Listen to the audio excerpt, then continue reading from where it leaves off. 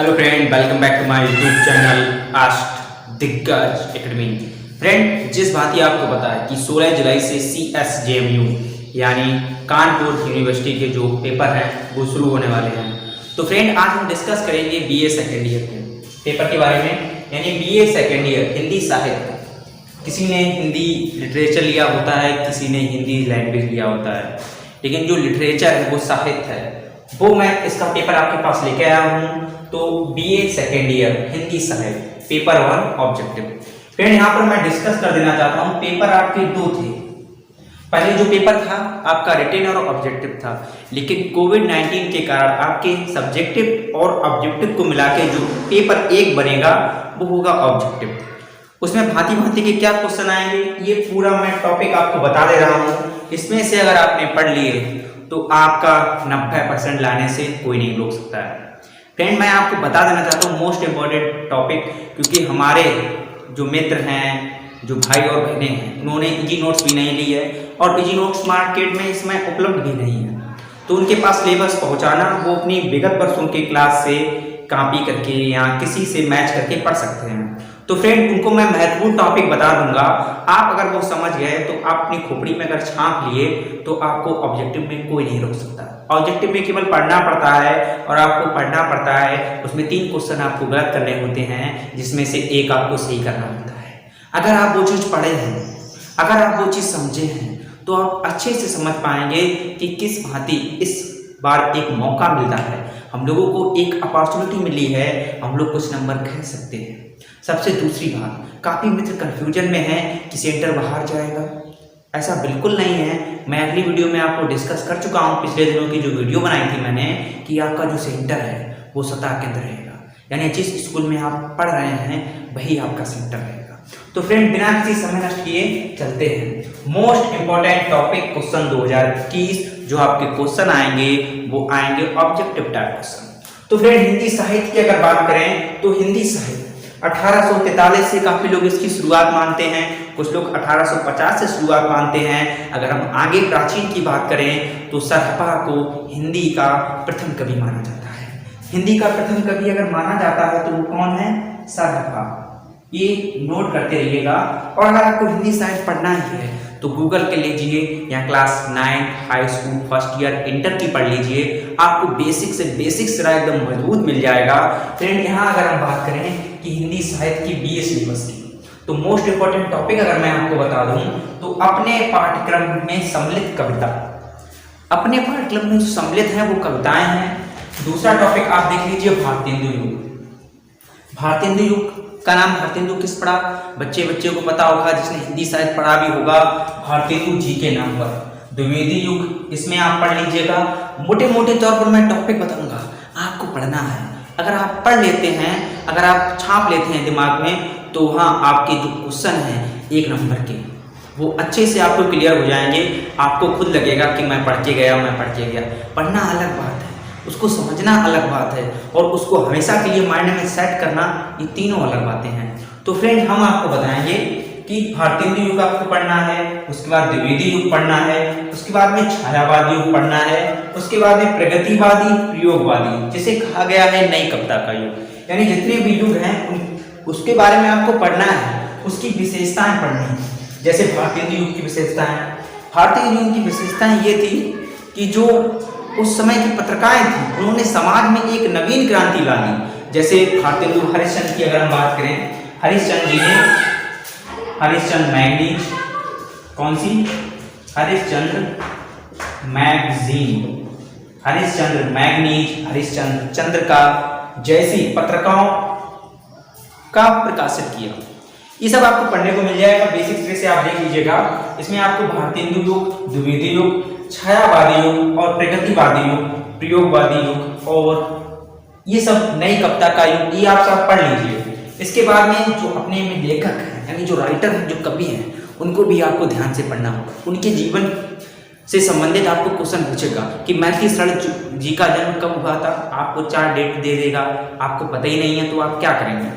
तो यहाँ पर हमको मैथिली शरण गुप्त कहा गया, मैथिली शरण गुप्त को पढ़ना है। मैथिली शरण गुप्त को कहा गया है उसके बाद में आपको रामधारी सिंह दिनकर जी को पढ़ना है, उसके बाद में आपको सुमित्रानंदन पंत जी को पढ़ना है, उसके बाद में जयशंकर प्रसाद जी को पढ़ना है, और उसके बाद में सूर्यकांत त्रिपाठी निराला, उसके बाद में महादेवी वर्मा और अज्ञेय।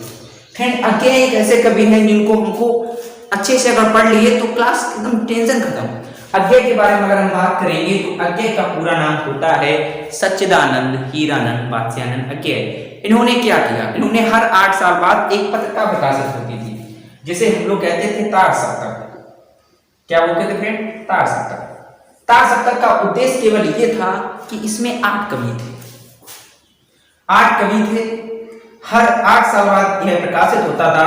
और मैं आपको एक बात क्लियर कर देना चाहता हूं, ऑब्जेक्टिव क्वेश्चन इससे ही बनते हैं और ऑब्जेक्टिव क्वेश्चन इसमें से जरूर आएगा। देखिएगा 1943 में प्रथम तार सप्तक का प्रकाशन हुआ। प्रथम तार सप्तक का प्रकाशन कब हुआ? 1943। अगर हम इसमें 8 जोड़ देते हैं तो हो गया 1951।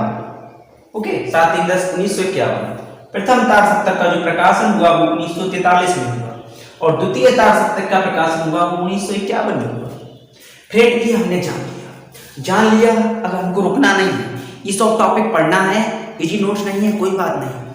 आपस में मित्र होंगे जो हाई स्कूल लेवल से इंटर लेवल तक उनके पास किताब होती है हिंदी की, उसमें बेसिक्स से बताया जाता है इन सब के बारे में। बस आपको इन टॉपिक को नोट करना है। बस बीए लेवल के ये नहीं मिल पाएंगे, ये बीए लेवल का आपको उसमें नहीं मिल पाएगा, लेकिन बेसिक पढ़िएगा।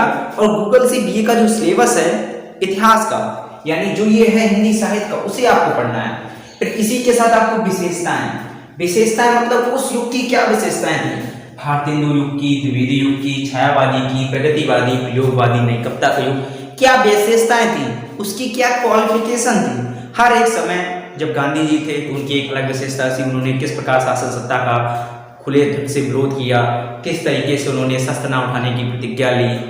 तो फ्रेंड अपनी एक क्वालिफिकेशन होती है, उसका रचना है जो उन्होंने लेखक है उनकी रचना है। 1 नंबर की आ जाएगा कि कामायनी किसकी रचना है, तार सप्तक का प्रकाशन किसने किया, तार सप्तक क्या था, कंकाल क्या था, ये सब। उसके बाद योगदान, हिंदी साहित्य में इन लोगों का क्या योगदान है उसके बारे में लिखना है। जीवन परिचय, जीवन परिचय से जरूर क्वेश्चन पुटअप किए जाएंगे और क्वेश्चन को आपको अच्छे से करना है। अगर आपको कोई भी समस्या आती है, जो भी बच्चे इस वीडियो को देख रहे हो बीए, बीएससी, बीकॉम, तो कमेंट बॉक्स में जरूर कमेंट करें। मेरा उद्देश्य रहेगा कि आपके कमेंट करने से मेरा हौसला बढ़ता है। आपने कमेंट की कि सर मुझे फला वीडियो चाहिए, ये वीडियो चाहिए, मुझे बीएससी वीडियो चाहिए, मैं जरूर उस वीडियो को बना के दूंगा। फ्रेंड मेरा उद्देश्य है कि आपके पास अगर इजी नोट्स नहीं है तो आपके पास वो सिलेबस पहुंचाना का। अगर आप आसपास के स्कूल से भी हैं, अपने आसपास के जो एरिया में स्कूल लगते हैं, अगर उस स्कूल से भी आपको कोई जानकारी चाहिए हो तो वो भी कमेंट बॉक्स में कमेंट करें। और फ्रेंड जो मेरे जो दिल्ली गुड़गांव में जो मित्र काम कर रहे हैं, यानी जो जॉब कर रहे हैं, उनसे भी निवेदन है कि आप संपर्क में रहें, टच में रहें। काफी फ्रेंड मुझे फोन करते हैं कि ये पेपर कब होगा, वो पेपर कब होगा। फ्रेंड आप मेरे यूट्यूब चैनल को देखिए, उसमें बेसिक नॉलेज है। मैं आपको बता रहा हूँ कि पेपर कब से होंगे, यहाँ तक कि मैं आपको ये भी बता दूंगा कि आसपास के जो एरिया हैं उसमें प्रवेश पत्र कब मिलने लगेगा। तो फ्रेंड अगर आप नए हैं तो मेरे YouTube चैनल को सब्सक्राइब करें, साथ ही बेल आइकन को प्रेस करें। आप क्लास को इग्नोर मत कीजिएगा, क्योंकि अगर आपने क्लास को इग्नोर किया तो वो एक जानकारी जो आपके पास नहीं पहुंच पाएगी, तो जिम्मेदार आप होंगे। उसके साथ द्वितीय पाठ से आएगा। फ्रेंड यहाँ पर मैं बता देना चाहता हूँ, भारतीय युग पढ़िएगा अच्छे से, द्विवेदी युग, छायावादी युग, प्रगतिवादी और प्रयोगवादी युग के कवियों के नाम और उनके युग की क्या विशेषता रही है वो आपको पढ़ना है। उसके बाद मैथिली शरद गुप्त जी को पढ़ना है, जीवन परिचय पढ़ना है, उनकी रचनाएं क्या थी, उन्हें किस प्रकार से क्या लिखा है, क्या योगदान रहा है। रामधारी सिंह दिनकर जी के बारे में ये रचनाएं, विशेषताएं, क्या योगदान दिया है, जीवन परिचय। द्वितीय पाठ, इसे मैं आपको समझाऊंगा कि द्वितीय पाठ क्या होता है और ये द्वितीय पाठ कौन कौन से अपने किताबों में दिए गए, यानी इजी नोट्स में दिए गए, क्या पढ़ना है। फ्रेंड टॉपर वो बनते हैं जिनको पता पढ़ना क्या नहीं है। ये तो पता है कि पढ़ना है, कितने क्या नंबर का आता है। फिर हम लोगों को इनको तो अच्छे से कवर करना है, समय ज्यादा नहीं है। अगर हम लोगों ने पढ़ लिया तो हम लोग सही रहेंगे। पढ़ना बात अलग है, उसे अच्छे से याद करना और बोर्ड में लिखना बात अलग है। किसी ने पूछ दिया हिंदी साहित्य से कि ये क्या होता है, पता ही नहीं है, तो फ्रेंड लग जाता है। ये मोस्ट इंपोर्टेंट टॉपिक है, आप इसे नोट कर लीजिएगा। अगर इसकी भी वीडियो आपको चाहिए हो तो जरूर कमेंट बॉक्स में कमेंट करें और जरूर बताएं कि आप कौन से एरिया से हैं। अगर आपको वीडियो अच्छी लगी हो, नए हैं, तो मेरे यूट्यूब चैनल को सब्सक्राइब करें, साथ ही बेल आइकन को प्रेस करें, क्योंकि BA BSc के संदर्भ में सभी जानकारी मेरे यूट्यूब चैनल पर मिलेगी। जय हिंद।